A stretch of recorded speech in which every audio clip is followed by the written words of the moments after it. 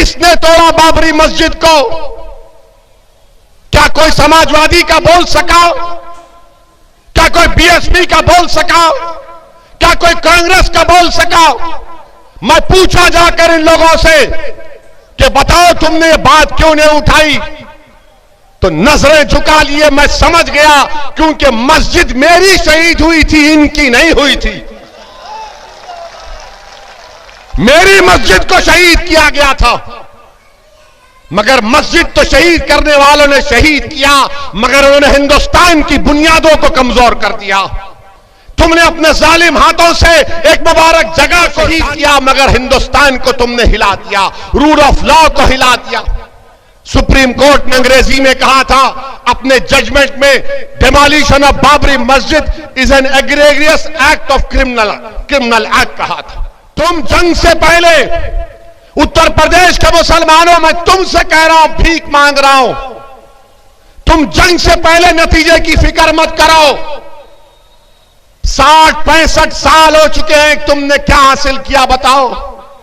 19% की आबादी, 28% उत्तर प्रदेश की जेलों में मुसलमान हैं। मैंने आज से 3 दिन पहले पार्लियामेंट की तकरीर उठाकर देख लो कि जब नरेंद्र मोदी की सरकार ने CBI, ED, central vigilance commissioner के डायरेक्टर्स की मियाद में इजाफा किया, तो असदुद्दीन ओवैसी ने आप तमाम की तरफ से खड़े होकर पार्लियामेंट में इस बात का मुतालबा किया, यह सीबीआई किस काम की है?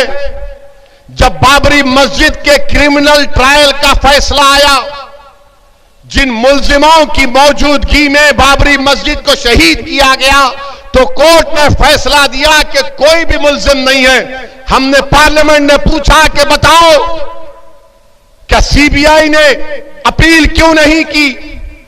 किसने तोड़ा बाबरी मस्जिद को? क्या कोई समाजवादी का बोल सका?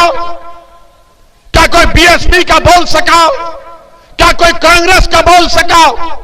मैं पूछा जाकर इन लोगों से कि बताओ तुमने ये बात क्यों नहीं उठाई, तो नजरें झुका लिए। मैं समझ गया क्योंकि मस्जिद मेरी शहीद हुई थी, इनकी नहीं हुई थी।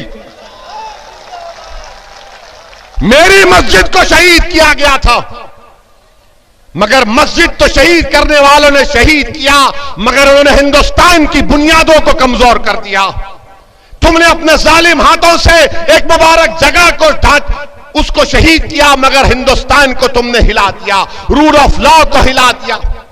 सुप्रीम कोर्ट ने अंग्रेजी में कहा था अपने जजमेंट में, demolition of Babri Masjid is an egregious act of criminal act कहा था। आप कोई नहीं बोलते। हमने पूछा पार्लियामेंट में, मैंने पूछा कि आजम खान के ऊपर मुकदमा कौन सा है, सीबीआई का या जो भी पुलिस ने मुकदमा किया, कि आजम खान जो मंत्री थे उन्होंने लोगों का तकर्रुर किया, नौकरी दी, उनको जेल में डाल दिया। तो क्या अखिलेश यादव खामोश बैठे थे 5 साल, कुछ नहीं किया? एक मिनिस्टर है आजम खान थे, लोगों को नौकरी दी, उसके ऊपर केस बुक हो गया, तो क्या अखिलेश यादव कुछ नहीं किए? इतना बड़ा बड़ा रोड बनाए, हर काम बोलते मैंने किया, तो फिर आजम ने क्या किया था? आजम खान जेल में है और अखिलेश यादव बाहर कैसे, बताओ? तो मालूम हुआ कि सीबीआई, नरेंद्र मोदी की सीबीआई सिर्फ मुसलमानों के खिलाफ इस्तेमाल होती है, अखिलेश के खिलाफ नहीं इस्तेमाल होती।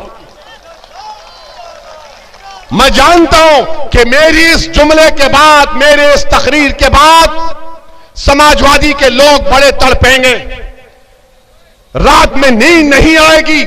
जवाब दो मेरी इस बात का तुम लोग। आजम खान जेल में क्यों है बताओ? क्यों जेल में आजम खान? बकरी चोरी, भैंस चोरी। ये दिन आ गया हम लोगों को, जो लोग अपने घर में अगर कोई मेहमान आता तो बकरी क्या भैंस को जुबा कर देते, उस पर इल्जाम। मेरे अजीज दोस्तों और बुजुर्गों, ये होती है ताकत आपकी कि पार्लियामेंट में सिर्फ 2 मजलिस के एमपी हैं, मैं और इम्तियाज जलील। मगर अल्लाह का करम है कि अल्लाह ने हमारी जबानों में तासीर दी, अल्लाह ने हमारे दिमाग को खुला रखा, अल्लाह ने हमको मरूब नहीं किया इन जालिम हुकूमतों से। हम बेखौफ होकर मसाइल को बयान करते हैं। यही काम आपको उत्तर प्रदेश में करना है। मुख्यमंत्री कौन बनेगा उसकी फिक्र नहीं है। मैं ये चाहता हूं कि मुसलमान का लीडर कौन बनेगा, हम बनाएंगे मुसलमानों का लीडर इंशाअल्लाह। जब हर समाज का लीडर है तो मुस्लिम समाज का लीडर क्यों नहीं होगा? हर समाज का नेता है, क्यों नहीं होगा?